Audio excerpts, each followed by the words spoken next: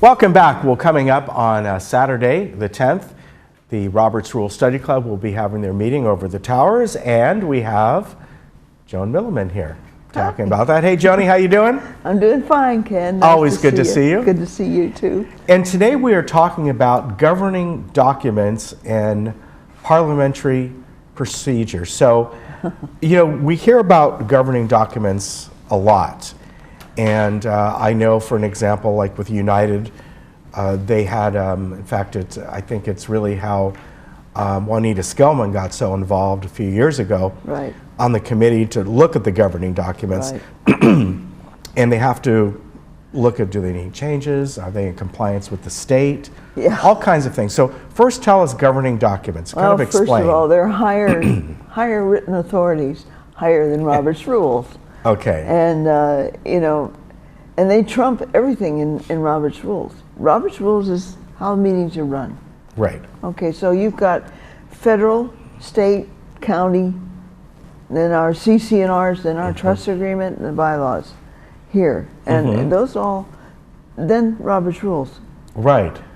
And all those things I just mentioned trump them.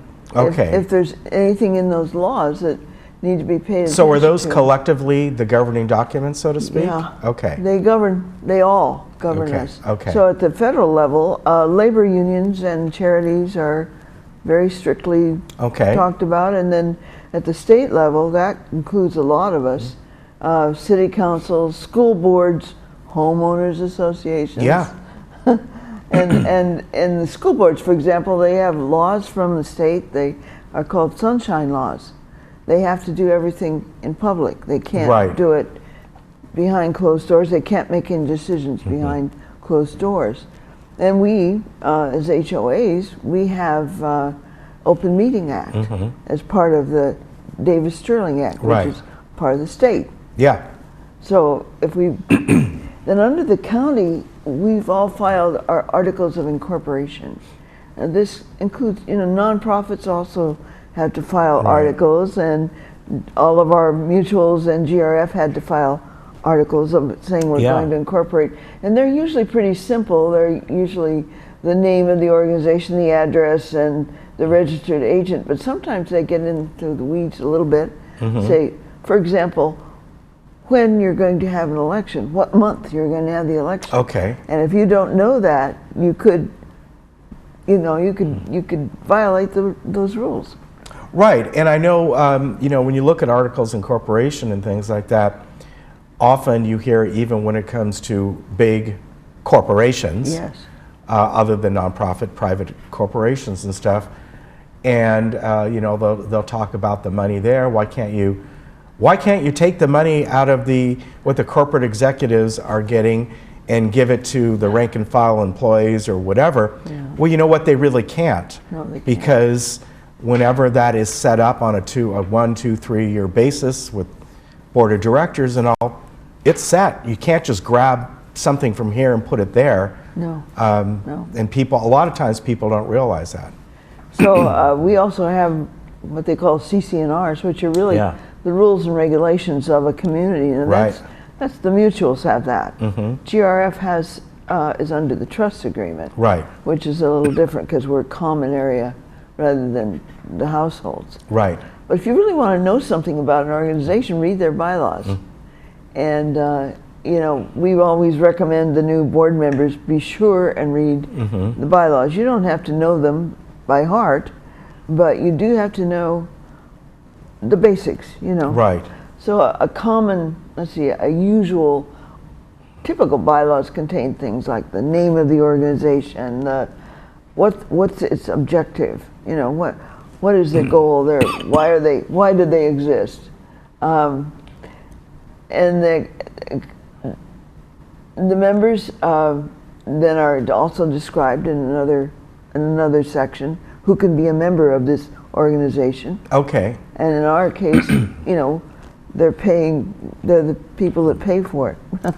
And all of us who really own a property.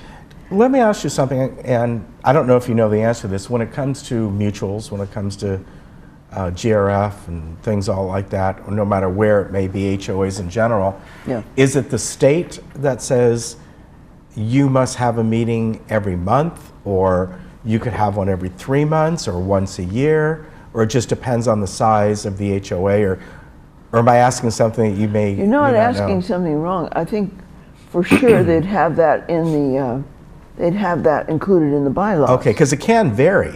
Yeah, Some it does. HOAs that maybe are Some HOAs very... meet once a quarter or Right, something like right, that. okay, all right. And that would be under meetings. Okay, And there's a section for officers which Okay.